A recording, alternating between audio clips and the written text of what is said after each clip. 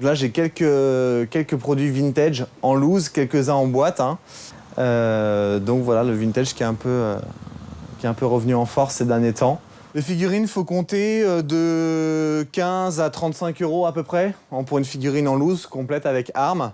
Après, pour des figurines en boîte, par exemple, le Jabba est à 150 parce qu'il est complet dans sa boîte d'origine, dans un certain état, mais assez propre. Là-haut, tu peux retrouver pas mal de statues en résine numérotées, la plupart à 1500 exemplaires. Donc là, c'est vraiment du collector qui s'adresse à un public voilà, vraiment de collectionneurs, parce que c'est quand même un certain budget, hein. Chaque pièce, ça commence à peu près à entre 300 et 400 € la pièce. Ouais, il y a tout. Voilà. On va construire vite, je te dis, quoi. Bon, on trouve il y a quand même des gens preneurs pour ce genre de pièces-là, effectivement. Quand on met le doigt dedans dans une collection, c'est comme tout, on a envie d'aller jusqu'au bout, donc bon, on la continue. Alors, ma collection, c'est tout ce que vous pouvez voir ici autour, toute cette variété de choses. Donc ça correspond à tout ce qui est prime alimentaire, par exemple, pour ce qui est ici. Mais il y a aussi les livres, les figurines, tout ce qui est aussi correspond donc au film. Donc tous les making-of, les affiches de cinéma ou les photos de cinéma aussi. Il y a aussi des produits un peu plus importants, des livres. Là, ce sont effectivement les blisters, les anciens blisters de 1980. Donc là aussi que je conserve avec beaucoup de précautions. Là, c'est une autre partie, donc c'est toute la partie des vaisseaux, des 3,5 pouces avec tous les vaisseaux de différentes époques, là aussi, puisqu'il y a le même vaisseau acheté en 1980 ou en 1997, avec tous les faucons. Ah ouais, y a un vrai goût pour la collection et l'accumulation, parce que justement le principe d'une collection, c'est qu'on n'arrive jamais à la fin. Si on arrive à la fin d'une collection, ça n'a pas de sens, on n'a plus rien à faire. Ouais, c'est plus une addiction, oui, devenu une addiction, effectivement, c'est le terme. Mais je suis un fan fou peut-être, hein, qui collectionne à foison. Je connais certaines personnes qui se sont contentées, par exemple, dans un univers Yoda ou dans un univers de livres. Mais moi, je fais un peu tout et peut-être trop même. Ce qui m'oblige à avoir beaucoup de place et aussi à peut-être pas profiter de tout. Ce qui revient généralement, c'est plutôt une espèce d'étrangeté. Ils sont un peu bizarres, ils parlent une autre langue. Ce qui d'ailleurs, le mot geek, étymologiquement, c'est quelqu'un qu'on n'arrive pas à comprendre quand il parle. Donc il y a quelque chose comme ça. Donc c'est un sentiment d'étrangeté, mais je pense que justement, il suffit de s'intéresser 5 minutes à quelqu'un pour se rendre compte qu'il est juste passionné, qu'il va nous raconter son histoire et que ça peut être intéressant. Et ça peut être le cas pour tous les domaines.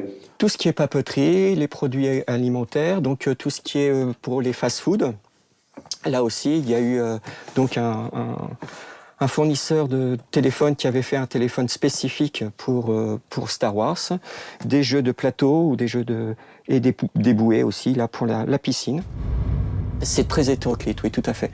Aussi bien en termes de produits que d'origine, puisqu'en fait, il y a aussi bien des produits français que des produits anglais, américains ou européens. J'ai même des cassettes vidéo du Japon qu'un ami m'avait rapporté exprès à cette époque-là.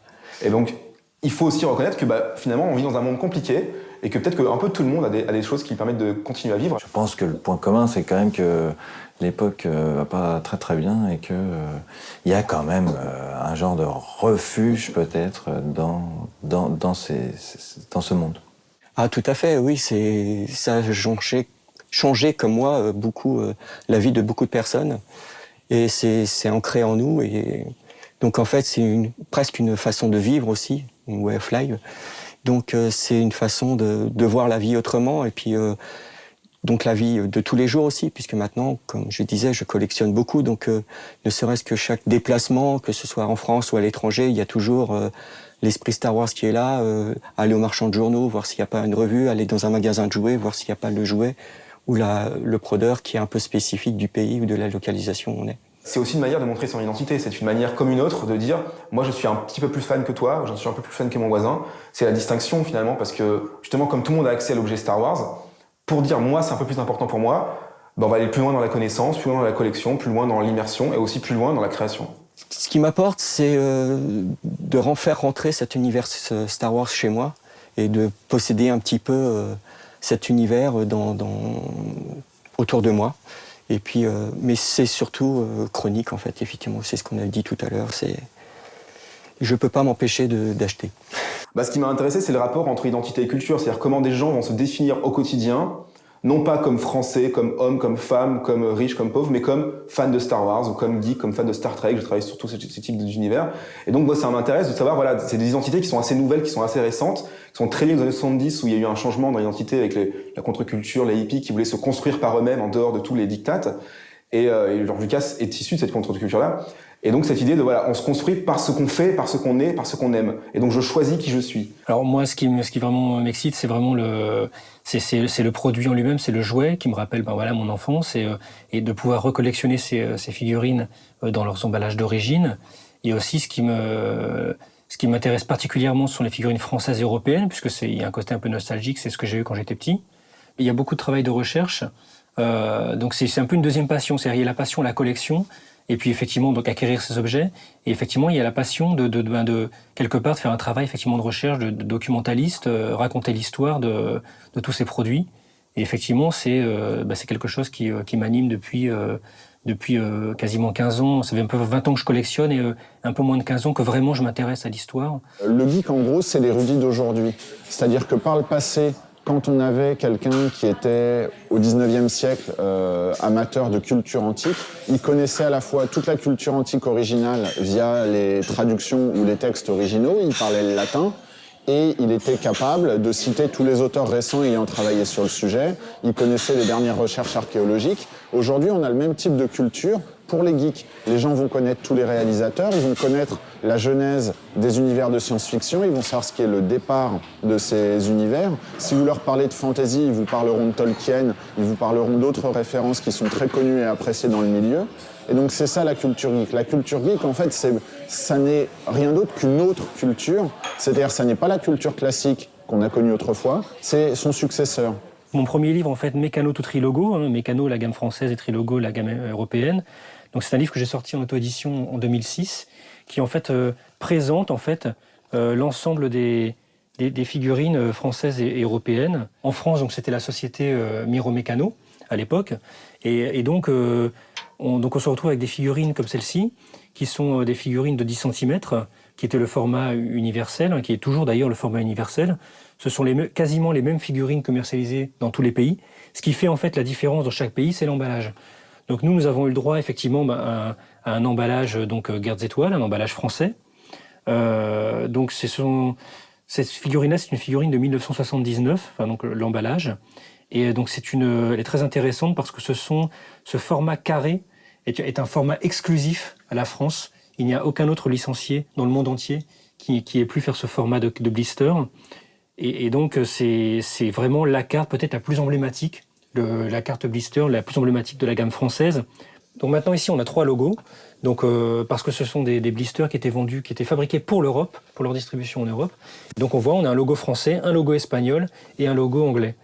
Donc ça permettait en fait de réduire les coûts de production et d'avoir un produit vraiment uniformisé sur l'ensemble du marché. Donc on voit en plus Star Wars c'est intéressant à d'autres points de vue. C'est aussi intéressant en termes marketing, pour les gens qui s'intéressent au marketing, parce qu'effectivement, c'est Star Wars qui a inventé tout ça, avec tous les produits dérivés. Et puis on voit, sur ce genre de produit, on est en plein dans l'ère de la mondialisation et de l'uniformisation des produits, tels qu'on le connaît aujourd'hui, en fait. Là où il y a le plus de merchandising au monde, c'est Star Wars. Il n'y a pas d'autres licences qui fassent autant que Star Wars. Enfin, à l'époque, la Fox a refusé de prendre les droits sur les jouets. Lucas a été visionnaire là-dessus. Et du coup, il s'est fait sa fortune grâce aux toys. Grâce au merchandising. Bien sûr qu'il y a du calcul très vite chez Lucas et les gens qui l'entourent parce qu'il a refusé par exemple de tuer Han Solo dans l'épisode 3 parce que ça allait tuer les ventes de jouets. Donc il y a des éléments comme ça qui sont clairement du calcul marketing, mais c'est justement ça qui fait la richesse de la culture geek, c'est qu'elle est toujours entre le mainstream, le grand marketing, le grand Hollywood, le grand méchant capitalisme, et en même temps des gens qui vont peindre le week-end en 3D, imprimer en 3D leurs figurines et les peindre ensuite avec leurs enfants. Et donc il y a de la créativité derrière. Donc il y a de la culture, il y a du marketing, c'est le monde dans lequel on vit et on n'y échappe pas. J'entends les réactions des gens qui viennent systématiquement en boutique, des personnes qui ont plus de 40 ans, qui regardent ma vitrine de figurines vintage et qui me disent « si j'avais su, je les aurais gardées en boîte parce qu'aujourd'hui, je me paierais une voiture ». La première maquette de l'Étoile Noire, elle a été retrouvée par un collectionneur dans un vendeur de briquet de broc et il a payé ça peut-être, enfin il ne veut pas dire le prix, mais il a peut-être payé ça $10 et ça en vaut 100 000 quoi. Et voilà, chez lui, il a l'Étoile Noire, voilà. Il n'y a pas de best-seller, c'est vraiment en fonction de ce qu'on collectionne. Il y a autant des gens qui vont collectionner des porte-clés, qu'il y a des gens qui collectionnent des statues à 300 €, qu'il y a des gens qui collectionnent des figurines, qu'il y a des gens qui collectionnent, je sais pas moi, les moules à gâteaux, des choses comme ça. Donc il n'y a pas d'objet il n'y a pas de best-seller. Et à partir de ça, nous, on ne fait que revendre des produits officiels. C'est-à-dire que tu peux prendre n'importe quel produit de la boutique, ça sera forcément un produit qui a été validé par Disney, que ce soit pour le marché européen, le marché mondial, le marché américain.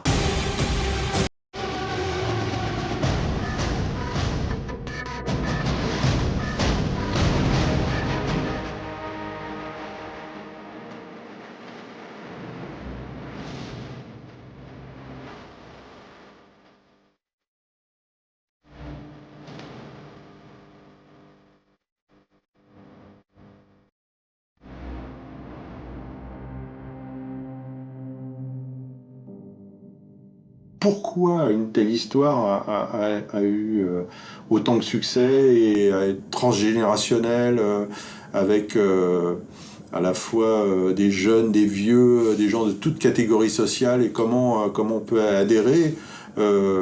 C'est vraiment intéressant d'essayer de comprendre quand on s'intéresse à comment on raconte des histoires, comment George Lucas a réussi à faire ce tour de force. C'est quasiment l'invention ou l'œuvre fondatrice de la pop culture. Enfin, je veux dire, ça fait beaucoup de dire ça, mais voilà. Je pense que toutes les époques ont eu... Après tout, c'est pas parce que c'est récent que ça vaut moins bien que... Enfin, l'idée selon laquelle... C'était l'idée de Hannah Arendt, ça, qui est un peu critiquable, que, en fait, une œuvre avait de la valeur quand elle était ancienne. Parce que comme c'est le critère de la durée pour elle, la culture, il faut qu'une œuvre ait duré et donc soit ancienne pour savoir si c'est vraiment culturel ou pas. Bon, bah, je suis désolé. Effectivement, ça fait tout de suite mieux de dire, de parler d'Homère, ou de La légende du roi Arthur, ou de Siegfried, Lord du Rhin, Wagner, parce que c'est entré dans la culture. Mais peut-être que Lucas, qui aujourd'hui est vu comme un amuseur, sera considéré plus tard, j'en sais rien. Mais en tout cas, c'est vrai que l'œuvre s'est diffusée énormément. Sans commune mesure, la saga Star Wars est un moment culturel. Il y a un avant et un après Star Wars. Star Wars, si on le lit avec des yeux de culture classique, intègre une quantité de références classiques, de références mythologiques ou de références esthétiques venues de la culture classique. Quand George Lucas a lancé ce projet-là en 77, il le dit lui-même, il l'a dit dans plein d'interviews, il s'est basé sur ce qu'il faisait vibrer, ce qu'il aimait. Il y avait le côté samouraï, donc qu'on retrouve plus ou moins dans le visuel du costume de Dark Vador, dans les principes des combats de sabre. Après, il l'a modernisé avec des sabres laser. Mais voilà, l'idée des combats de sabre, ça a été inspiré des films de gladiateurs. Le côté chasseur de primes, des choses comme ça, c'est des choses qu'il a retirées un petit peu du côté western. Donc voilà, il a pioché dans tous les univers qui lui étaient chers. Donc cette culture populaire qu'on a aujourd'hui, qui est un champ qui est très dense et qui a été un peu séparé artificiellement de la culture classique en France, peut être complètement rattaché à la culture classique. Ça, c'est un mouvement que font les Américains parce que pour eux, c'est évident. Parce que les gens qui créent cette culture populaire sont des gens qui ont une culture visuelle. Quand on crée un film, quand on crée un comics, quand on crée un manga ou n'importe quoi, généralement, on a fait des études d'art. Et ces études d'art vous ont confronté à tout l'art classique. C'est manifestement un film qui dépasse le cadre du simple film et qui s'est répandu dans la société.